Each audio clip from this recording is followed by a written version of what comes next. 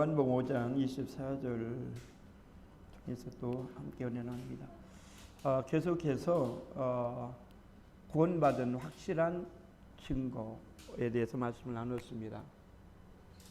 오늘 두 번째 시간입니다. 구원받은 확실한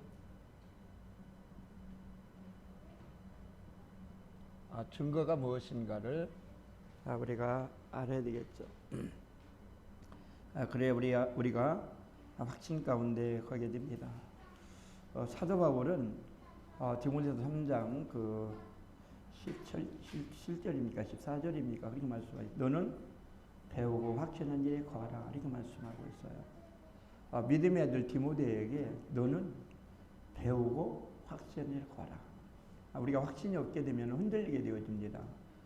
그 몇 장입니까? 디모데후서 3장 14절인가 17절인가 잘 헷갈리네요. 한번 보세요.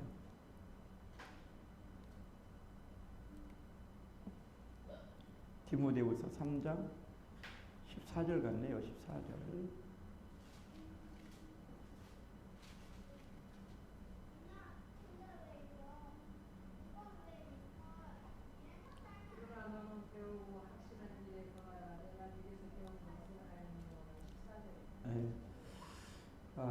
디모데후서 3장 14절이죠. 배우고 확신한 일에 거라. 우리도 예수님을 믿는다면 구원의 증거가 무엇인가를 우리가 알게 되어지면 우리가 확신 가운데 거하게 되어지죠. 확신 가운데 거하지 않게 되면 우리가 조그만 그 핍박이라든가 환난 속에서 우리가 흔들리게 되어집니다. 그렇기 때문에 이 확신을 가지고 우리가 믿음 생활하는 것은 너무 중요하다라는 것을 우리는 알아야 됩니다. 그런데 이 그 구원받은 자의 확실한 증거가 두 가지로 나타나야 됩니다. 두 가지로 나타나야 되는데 첫째는 외적으로 나타나야 돼요. 외적 증거입니다. 외적 증거가 있어야 되고 두 번째로는 이 내적 증거가 있어야 돼요. 내적 증거. 확실한 증거가 이 두 가지로 우리가 나타나야 되는데 이 두 가지를 통해서 내가 구원받은 것이 확실하구나, 맞구나, 이것을 우리가 점검하셔야 됩니다. 그런데 우리가 이 외적 증거는 있을 수 있는데 내적 증거가 없을 수가 없는 자들이 많습니다. 예를 들면 이 외적 증거는 우리가 예배를 열심히 드립니다. 외적 증거는 뭐 우리가 예배를 열심히 드린다거나 또 기도를 또 몇 시간씩 한다거나 새벽 예배, 철야 기도 이런 걸 열심히 한다거나 또 전도를 또 많이 했다거나 또 성경 말씀을 또 열심히 본다거나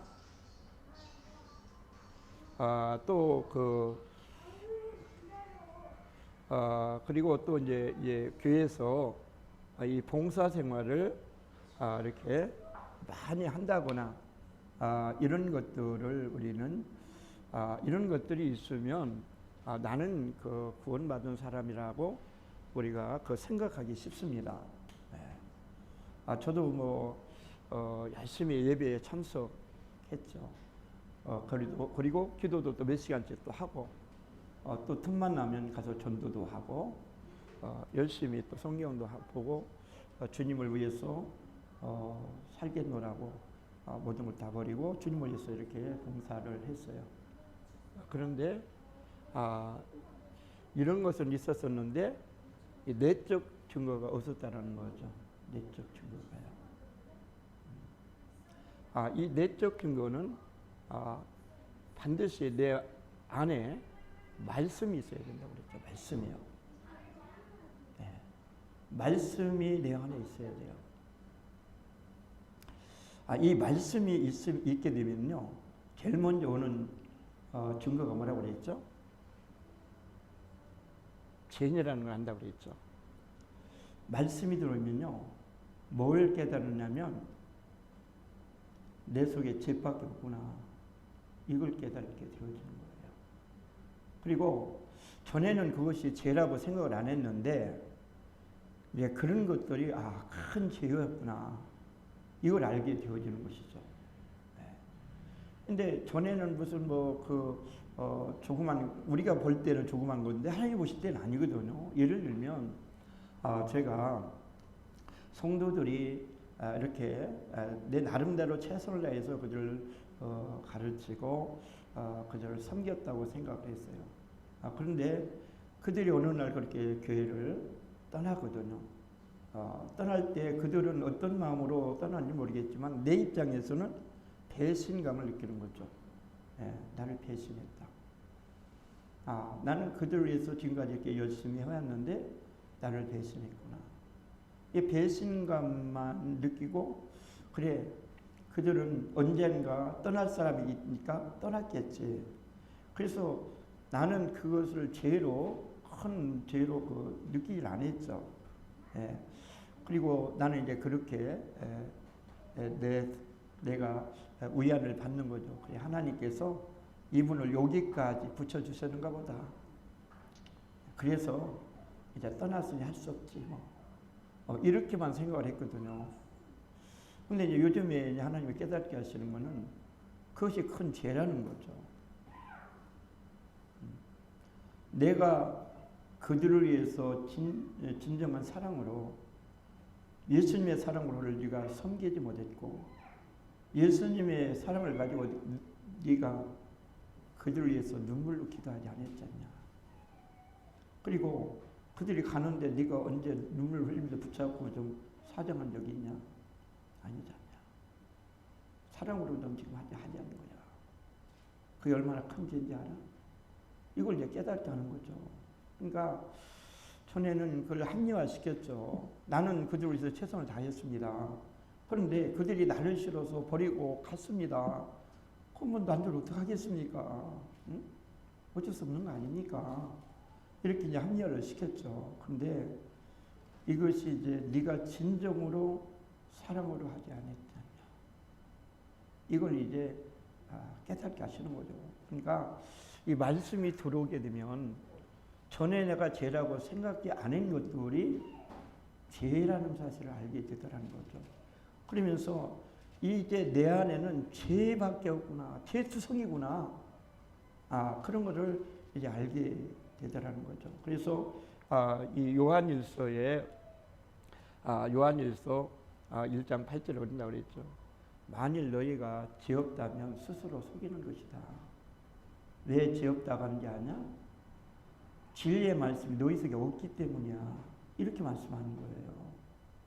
진리의 말씀이 그러면 반대로 거꾸로 말하면 진리의 말씀이 있으면 너는 죄인이라는 사실을 알게 되어진다는 거잖아요. 그죠? 내 속에 얼마나 죄가 많은지 알아? 왜냐하면 이 말씀은 곧 빛이잖아요. 빛이 어둠 속에 들어가 버리면 이제 어둠이 적나라하게 드러나잖아요. 어둠이 뭐예요? 죄잖아요. 그냥 어둠 속에만 있었기 때문에 그걸 드러나지 않아서 그게 죄인 줄 몰랐다는 거죠.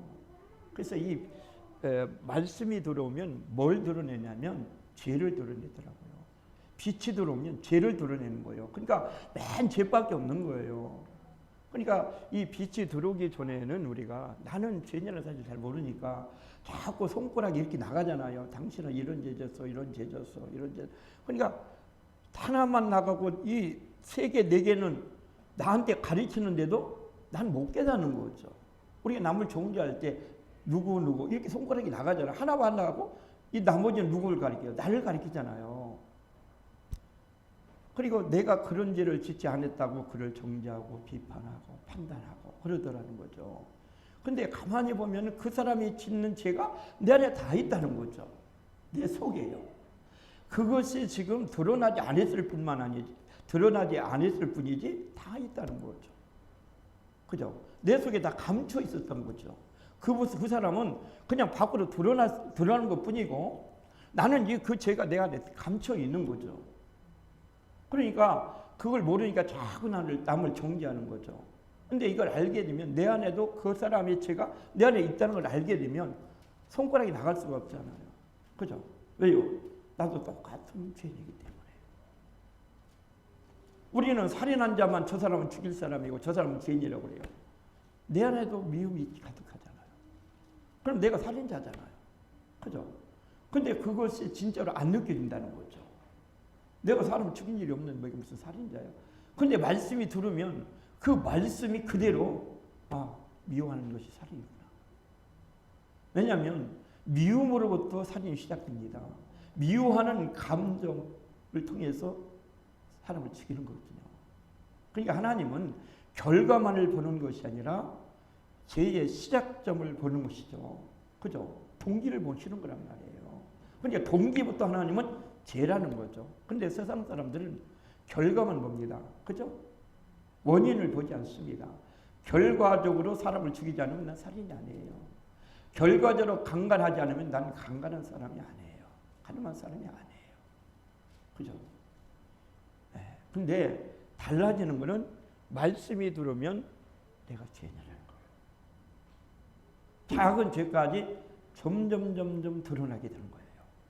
아셨죠? 네. 그래서 우리가 이 잠언 28장 13절에 보게 되면 뭐라고 말씀하냐면 죄를 숨기는 자는 형통치 못하나 죄를 자복하고 버리는 자는 불쌍히 여김을 받으려고 그러잖아요.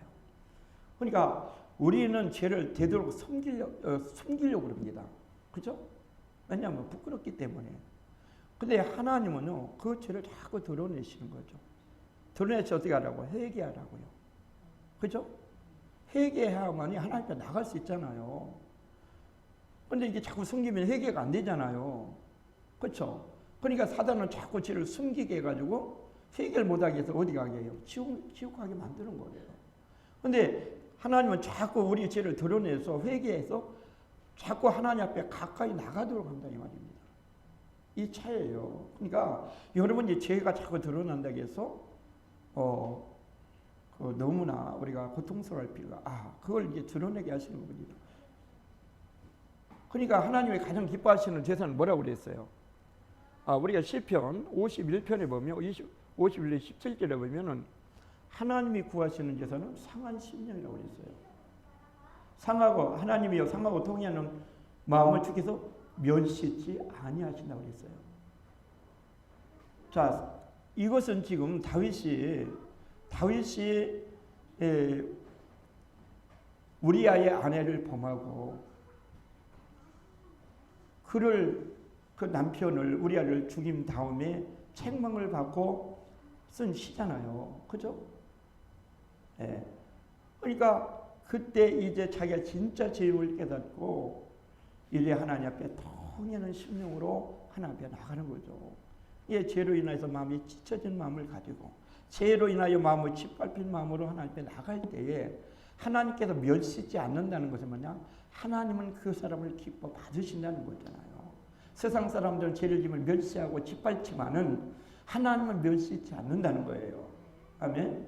그를 오히려 하나님이 기뻐하시고 그 상한 심령을 치료하시고 우려해 주신다는 거예요.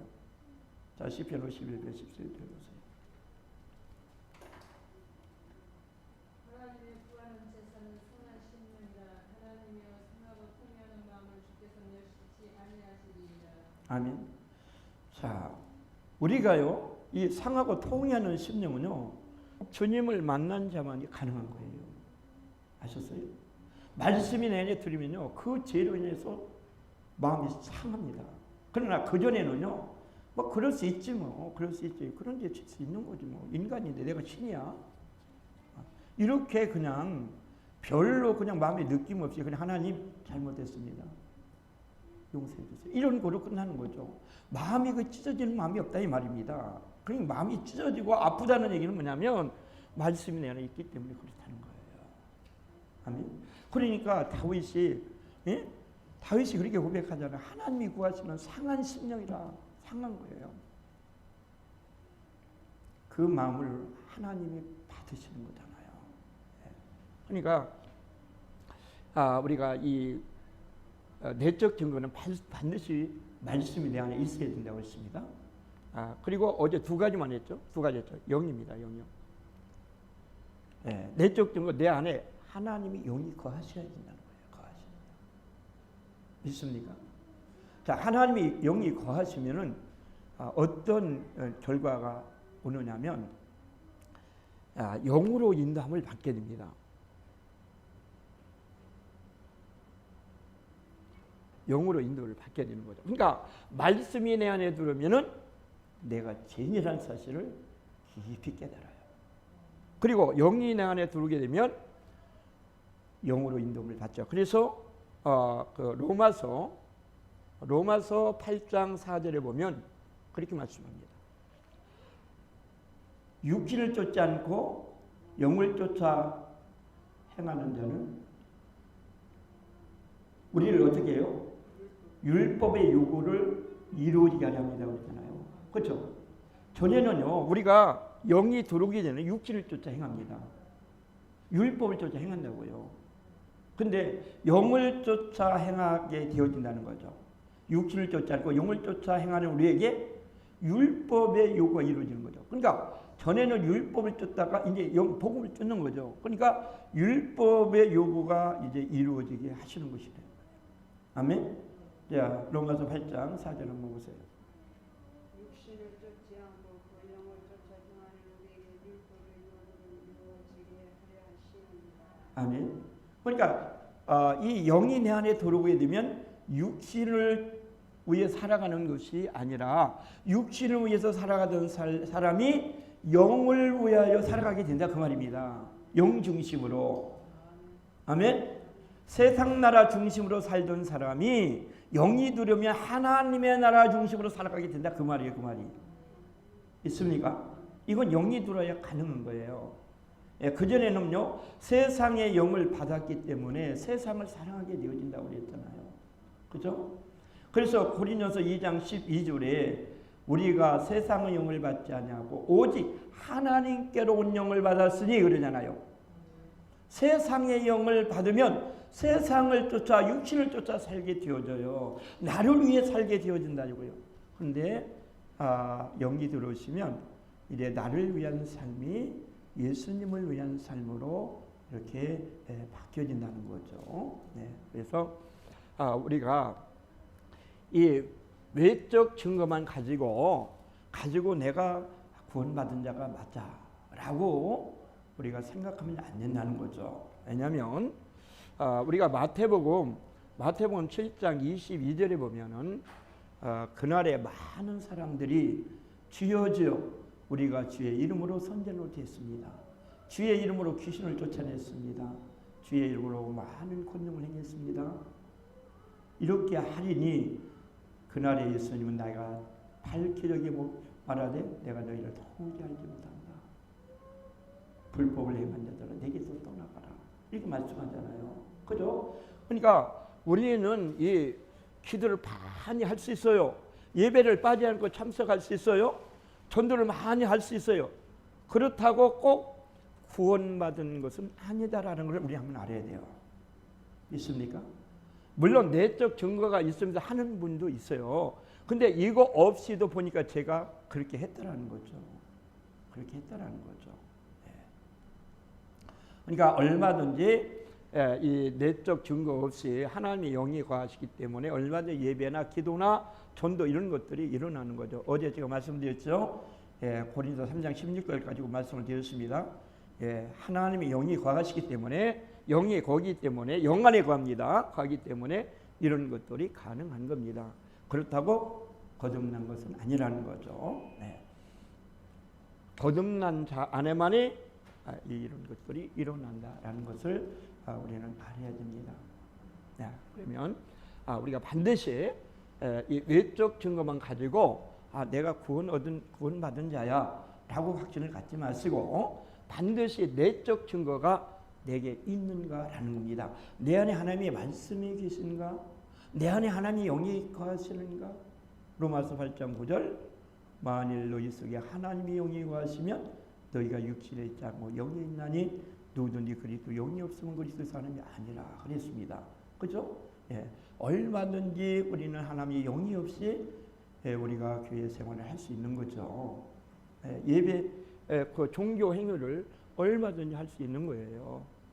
그러니까 우리가 이런 것들만 가지고는 그 사람이 신앙이 좋다, 구원을 얻었다 이렇게 말할 수는 없는 거죠. 반드시 내적 증거와 외적 증거가 있어야 된다는 거죠. 아멘.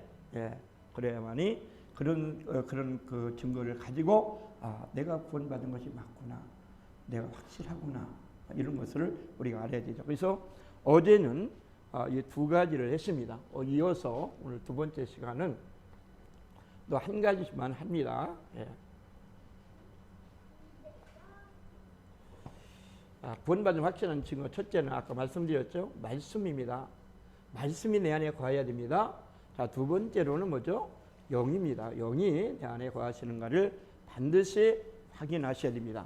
세 번째로는 생명입니다. 생명. 그러니까 하나님의 말씀이 내 안에 거할 때는 어떤 증거들이 나타나느냐.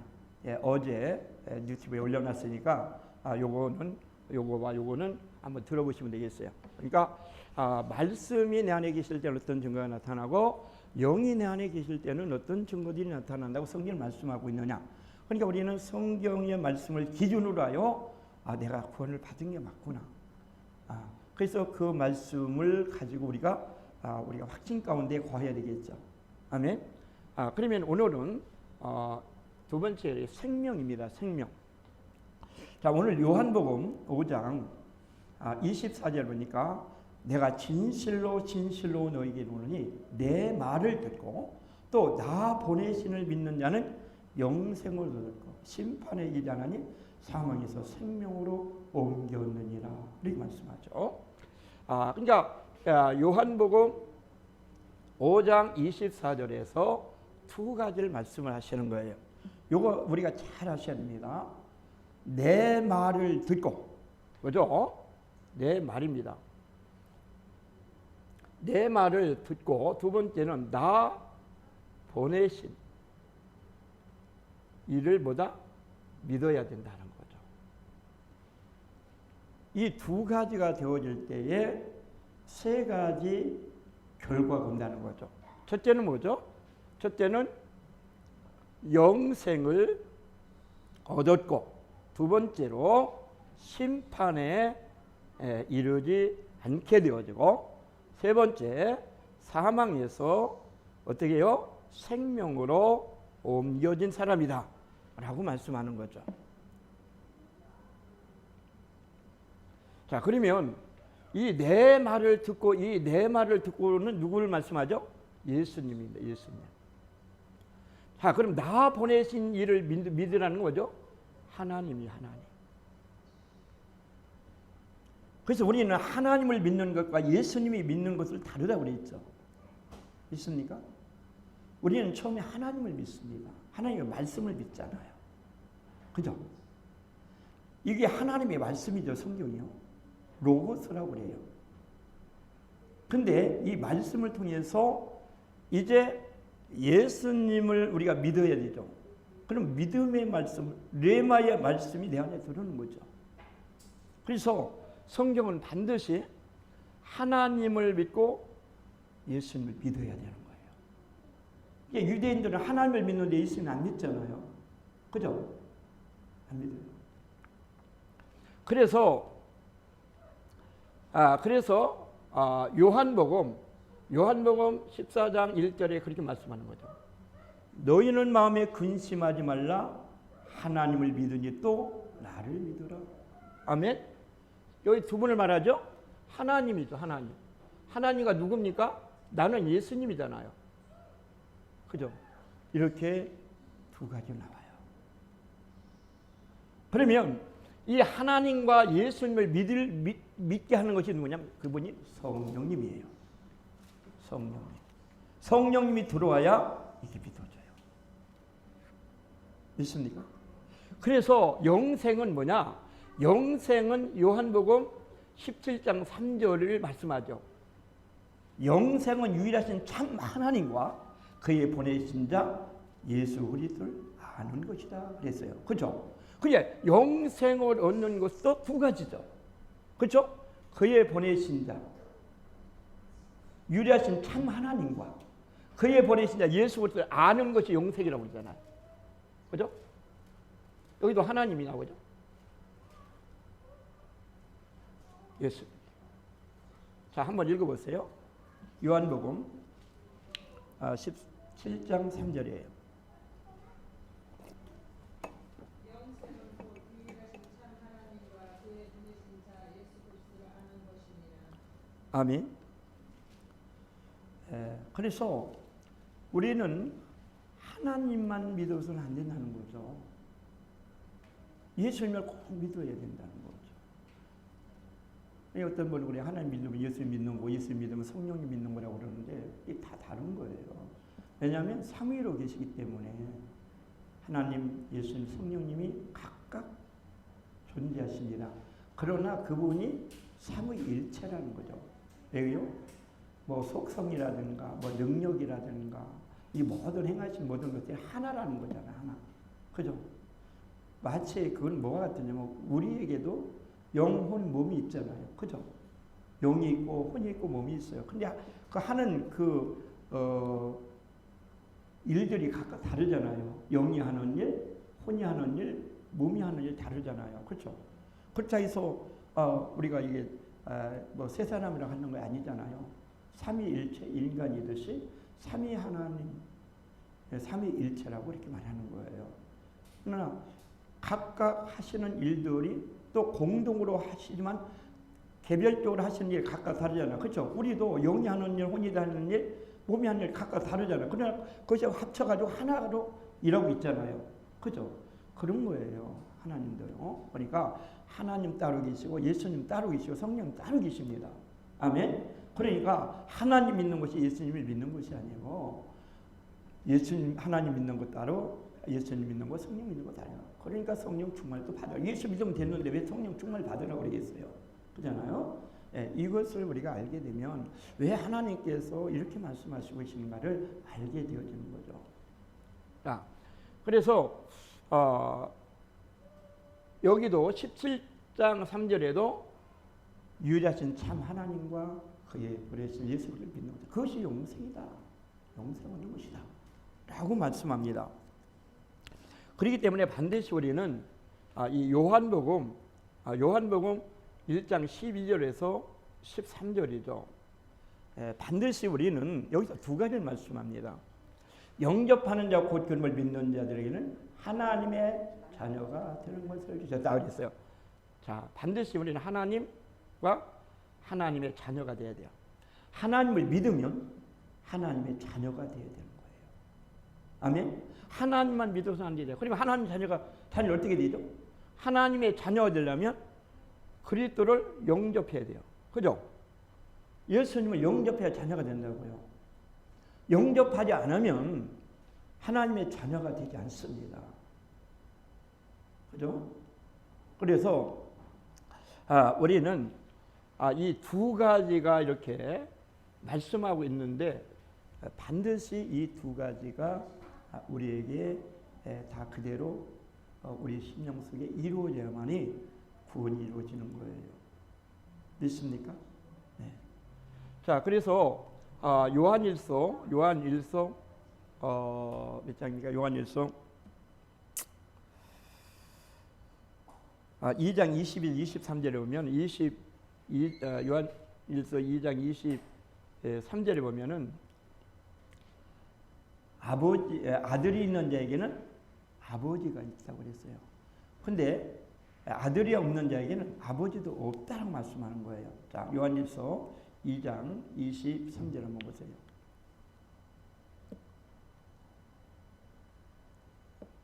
한번 읽어보세요. 아들을 부인하는 자에게는 또한 아버지가 없으며 아들을 시인하는 자에게는 아버지도 있느니라. 아멘. 그렇죠. 그러니까 아들이 없으면 아버지도 없는 거예요. 아들이 있으면 아버지가 계신 거예요. 아멘. 난 아들은 필요 없어. 하나님만 필요해. 이건 아니라는 거죠. 문제 가시죠? 네, 그렇기 때문에 이 부분을 우리가 잘 이해를 좀 하시는 것이 중요하다. 그래서 요한복음 14장 1절에 하나님만 믿으라고 하지 않았어요. 또 예수만 믿으라고 하지 않았어요. 너희는 마음에 근심하지 말라. 하나님을 믿으니 또 나를 믿으라. 아멘. 예, 이것을 우리가 아셔야 됩니다. 그래서 오늘 요한복음도 5장 24절 내 말을 듣고 예수님이죠. 나 보내신 이를 믿는 자는 어떻게 한다고요? 영생을 얻었고 심판에 이르지 않게 되어지고 사망에서 생명으로 옮겨지게 되어진다라는 거죠. 그러면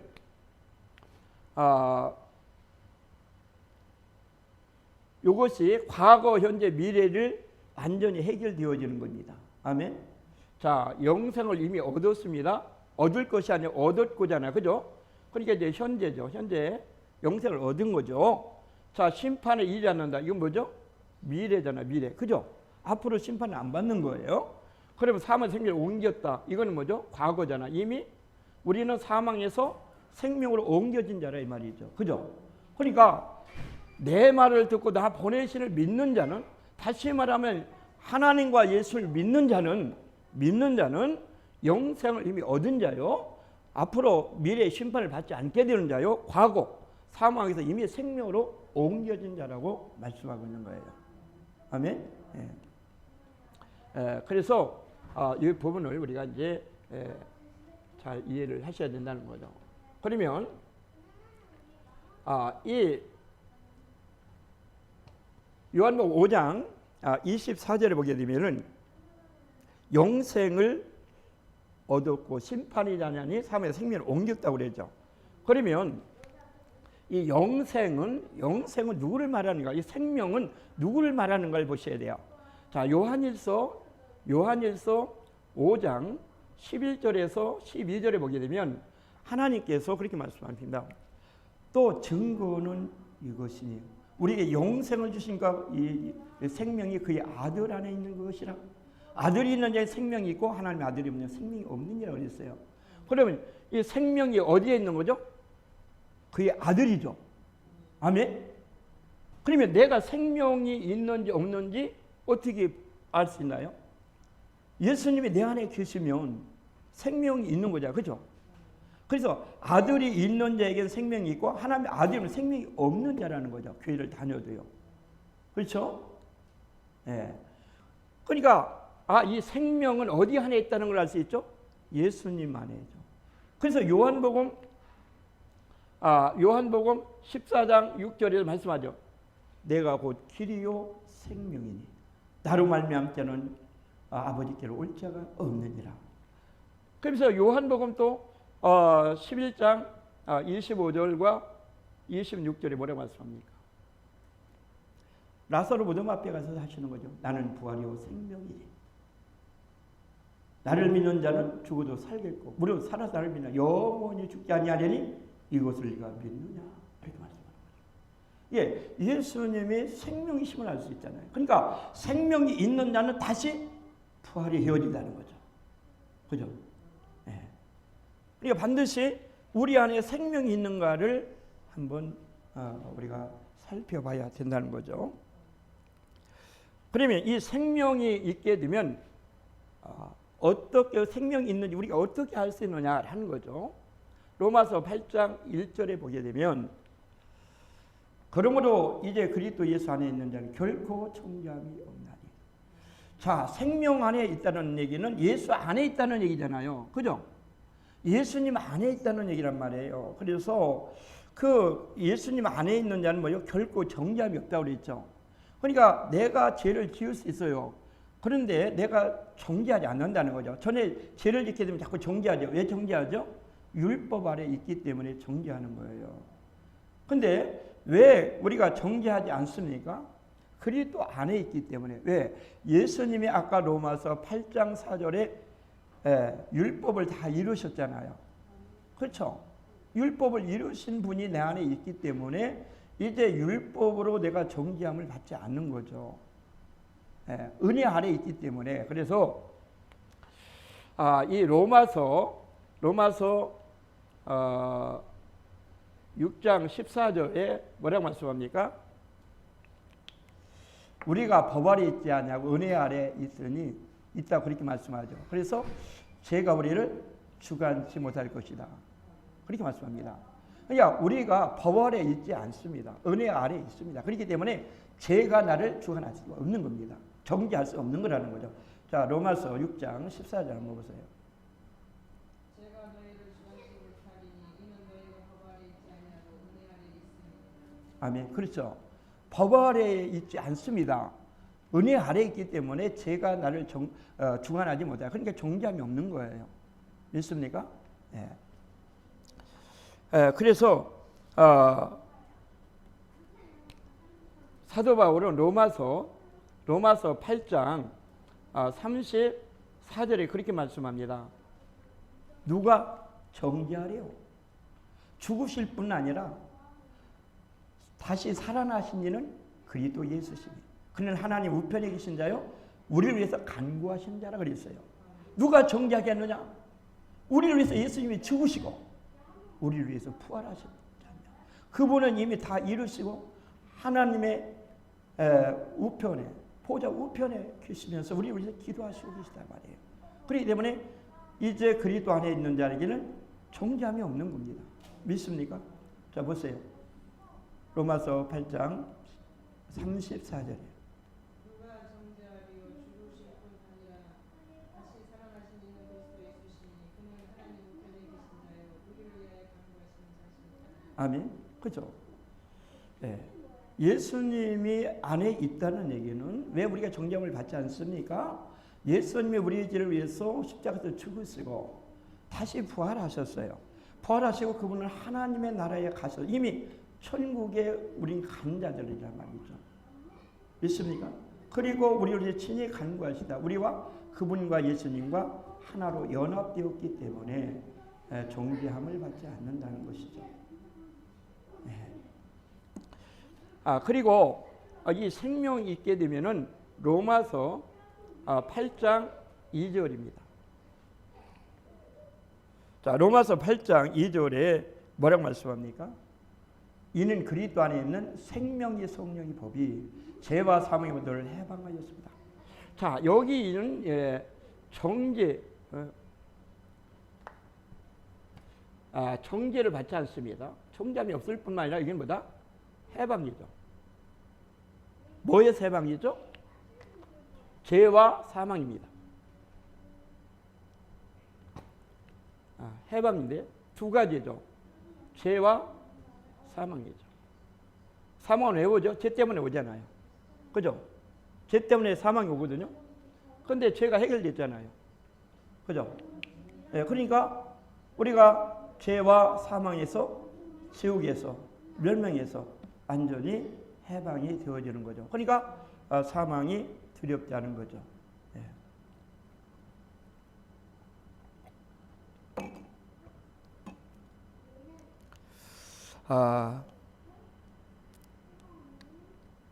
자, 그러면 생명이 우리에게 들어오면 어떤 일들이 일어나냐면 고린도후서 5장 17절입니다. 새로운 변화가 일어납니다. 반드시 생명이 들어오면 변화가 일어나야 돼요. 믿습니까? 그러니까 고린도서 5장 17절 그런즉 누구든지 그리스도 안에 있으면 새로운 피조물이라. 이전 것은 지나갔으니 보라 새 것이 되었도다 그러잖아요. 그죠? 예. 그리스도 안에 있다는 게 그리스도가 내 안에 계시면 이제 새로운 피조물이 된 거예요. 그래서 이전 삶을 이제 우리가 다 청산하고 이제 새로운 삶을 살아가게 되어지는 거예요. 이게 변화죠. 그죠? 예. 새로운 피조물이 되어지지 않고는 이거는 불가능한 거죠. 고린도 5장 17절 읽으세요.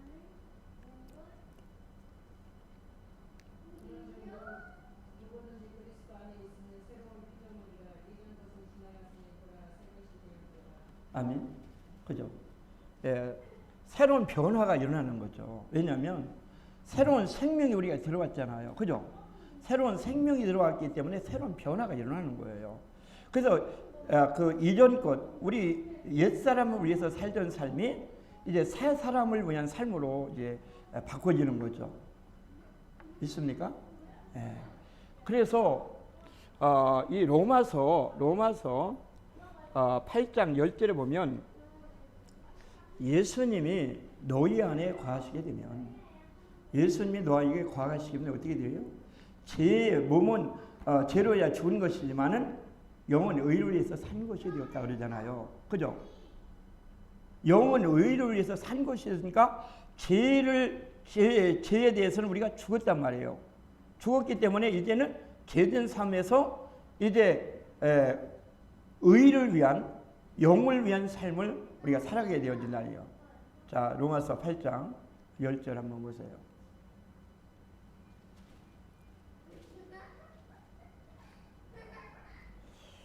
성경을 여러분 찾아서 읽으시는 게 상당히 좋습니다. 왜냐하면 집에 가서 잘 안 보게 됩니다. 몸은 죄로 인하여 죽은 것이나 영은 의로 인하여 산 것입니다. 아멘. 그죠?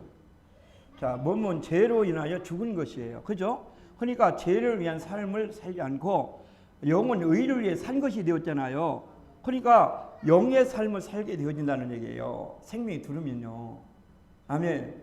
그러니까 우리가 이 말씀을 지금 드리는 말씀을 내가 다시 한번 자꾸 되새김질해서 내 진짜 마음속에 이런 것들이 있는가, 내 삶 속에 이런 일들이 일어나고 있는가를 우리가 한번 우리 내 삶을 한번 살펴보셔야죠. 그렇죠? 그냥 나는 어떤 직분을 받았기 때문에 내가 또 예수님을 몇 년 믿었기 때문에 내 삶 속에 이런 기도응답과 이런 기적을 경험했기 때문에 나는 구원을 받은 거야. 받았을 거야. 천국 갈 거야. 이게 아니래요. 이게 아니고요. 말씀을 통해서 말씀을 기준해서 확신을 가지는 것이 정확한 겁니다. 아멘. 예. 그리고 하나만 더 하고 마칩니다. 요한복음 6장 51절이죠. 자, 이렇게 생명이 들어오게 되면 어떻게 되죠? 영원히 삽니다. 영생을 얻습니다. 아멘. 요한복음 6장 51절이야. 나는 하늘로서 내려온 산 떡이니 사람이 이 떡을 먹으면 영원히 영생하리라. 영원히 산다 그 말이에요. 믿습니까? 예. 그러니까 아까 요한복음 5장 24절 말씀도 같잖아요. 그죠? 예. 영생을 얻었고, 그죠? 예.